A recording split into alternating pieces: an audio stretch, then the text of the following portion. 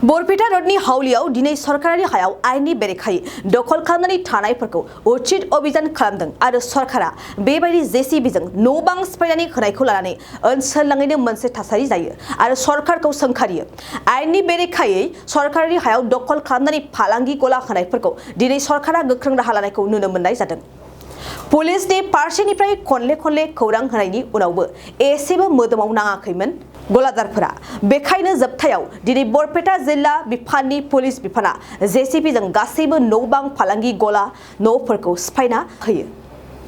मोर कब लगा এইখিনিয়ে ইভেকশ্যন হৈছে ক'ব লগা একো নাই, কিন্তু তেওঁলোকে প্ৰথমতে চাব লাগিছিল ড্ৰেইনবিলাকৰ কাম আছে, বজাৰ কৰিব নোৱাৰি, বজাৰত একোটা দুইকোটা পানী হয়, এক জাগৰ পানী পৰাৰ লগে লগে কোনো মানুহে বজাৰত সোমাব নোৱাৰে।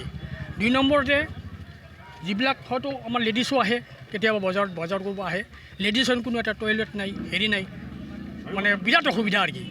সেইখিনি তেওঁলোকে আগতে নজৰ দিয়ক, উচ্ছেদ কৰক, কিন্তু তেওঁলোকে বজাৰ কৰাৰ কাৰণে মানুহক যিখিনি মানে সুবিধা লাগে সেইখিনি তেওঁলোকে সুবিধা কৰক।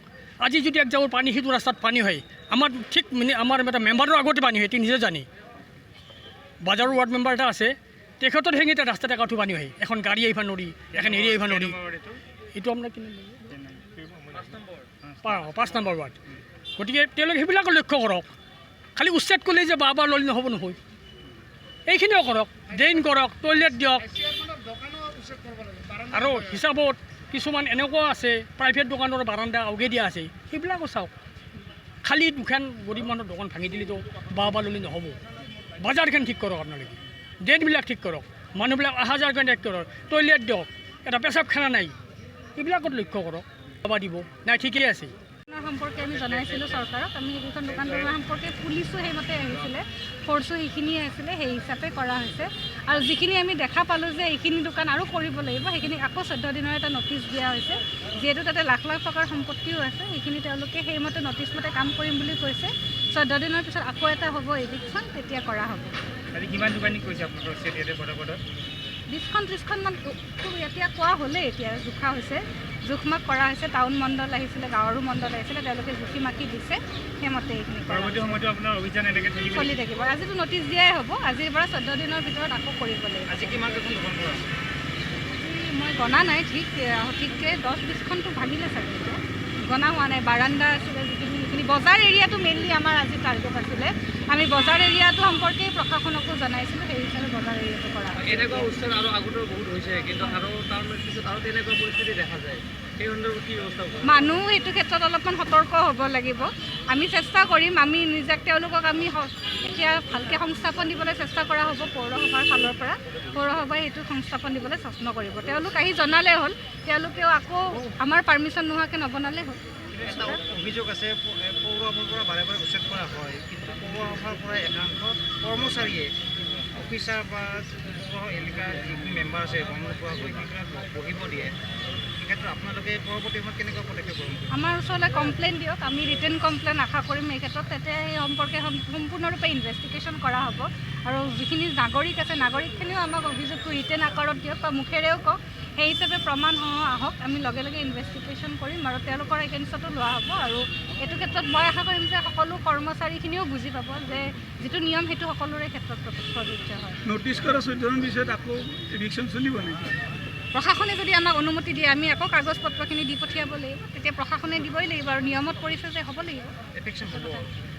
আমি কাগজ পত্ৰখিনি দিওঁ, কিজানি যদি নিজে ভাঙি দিয়ে, আমিতো আশা কৰোঁ কোনোদিনে উচ্ছেদ হ'বই নালাগে, দিয়া হ'ব কাগজ পত্ৰ। তেওঁলোকে যদি নকৰে আকৌ হ'ব, তেতিয়া ঘৰ দিয়াও আছে, সেইখন কিয় ভাঙিলে মই সেইটো বস্তু সোধাত তেতিয়া তেওঁলোকে আৰু ৰিটাৰ্ণ আহি মোৰ পিছফালে, অৱশ্যে মোৰ পিছফালে অলপমান নেশ্যনেল হাইৱেৰ ফালে মানে অলপ বঢ়োৱা আছিলে মোৰ যিটো কিটচেন ঘৰ দোকানত, তো সেইখিনি আহি মই সেইটো বস্তু ধৰাৰ কাৰণে তো তেওঁলোকে আহি মোৰ সেইটো আৰু পুনৰবাৰ উচ্ছেদ কৰি থৈ গৈছে।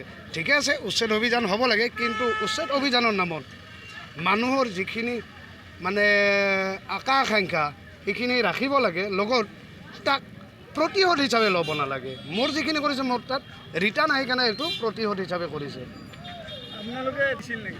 মোৰ এইটো 40 বছৰ আগৰ পৰা টেক্স দিয়া হয়। এই দোকান মোৰ নিজৰ নহয়, মই ভাড়া লোৱা দোকান। তেওঁলোকে আজি থানুকাৰ দোকান বুলি ক'লে হাউলিত প্ৰসিদ্ধ। গতিকে এইখন দোকান মানে উচ্ছেদ অভিযান কৰাটো কোনো যুক্তিয়ে নাই। কিয় কৰিলে সেইটো মই নাজানো, হয়তো মোৰ ওপৰত কিবা প্ৰতিশোধ লৈছে, সেইখিনি আৰু। মইতো মিনিমাম 5 লাখৰ ওপৰত হৈছে ক্ষতি, মিনিমাম 5 লাখৰ ওপৰত হৈছে। কি জনাম, জনাই কিবা লাভ আছে?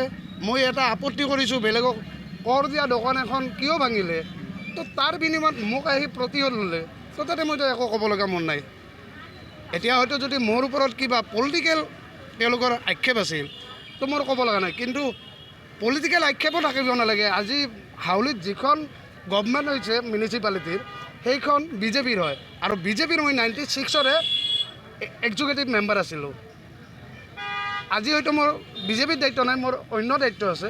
বিজেপিৰ দায়িত্ব নাই বা ৰাজনীতিৰ লগত মই জড়িত নহয়, মোৰ বেলেগ দায়িত্ব আছে, সেই দায়িত্ব পালন কৰি আছোঁ। কিন্তু হয়তো তাতে কিবা তেওঁলোকৰ কেনা লাগিল নেকি, এইখিনিয়ে।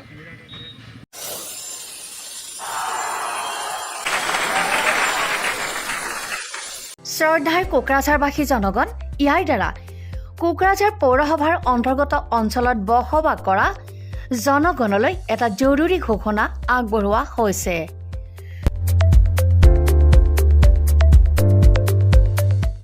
কোকৰাঝাৰ পৌৰসভাৰ অধীনত প্ৰপাৰ্টি বা হোল্ডিং টেক্সৰ ছেল্ফ এছেছমেণ্ট আৰু ৰি এছেছমেণ্টৰ কাম পূৰ্ণ গতিত চলি আছে। যিসকলে এতিয়াও ছেল্ফ এছেছমেণ্ট বা ৰি এছেছমেণ্টৰ কামবোৰ সম্পূৰ্ণ কৰা নাই, তেওঁলোকলৈ আমাৰ বিনম্ৰ অনুৰোধ, আপোনালোকে অতি সোনকালে অনলাইন যোগে ছেল্ফ এছেছমেণ্ট আৰু ৰি এছেছমেণ্টৰ কামসমূহ সমাধান কৰি লওক। তাৰ বাবে আপোনালোকে অনলাইন যোগে প্লে ষ্ট'ৰলৈ গৈ আছাম প্ৰপাৰ্টি টেক্স এপছটো ডাউনলোড কৰি এই এপছৰ দ্বাৰাই আপোনালোকৰ আধৰুৱা কামবোৰ সম্পূৰ্ণ কৰি ল'ব পাৰিব। নতুবা play.google.com/store/apps/ৱেবছাইটৰ জৰিয়তেও আপোনালোকে আপোনালোকৰ কামসমূহ সমাধান কৰিব পাৰিব। যদিহে আপোনাৰ অনলাইন যোগে আধৰুৱা কামবোৰ কৰিবলৈ অসুবিধা পাইছে, তেতিয়াহ'লে আপোনালোকে কোকৰাঝাৰ পৌৰসভাৰ কাৰ্যালয়লৈ গৈ ৱাৰ্ড কমিছনাৰৰ পৰা প্ৰয়োজনীয় আবেদন পত্ৰ অৰ্থাৎ ফৰ্মসমূহ সোনকালে সংগ্ৰহ কৰি লওক। বিতংকৈ জানিবলৈ কোকৰাঝাৰ পৌৰসভা কৰ্তৃপক্ষৰ সৈতেও যোগাযোগ কৰিব পাৰিব। ইতিমধ্যে আপোনালোকৰ সহায়ৰ বাবে মেগা কেম্প কাৰ্যসূচী অনুষ্ঠিত কৰি থকা হৈছে। ধন্যবাদ।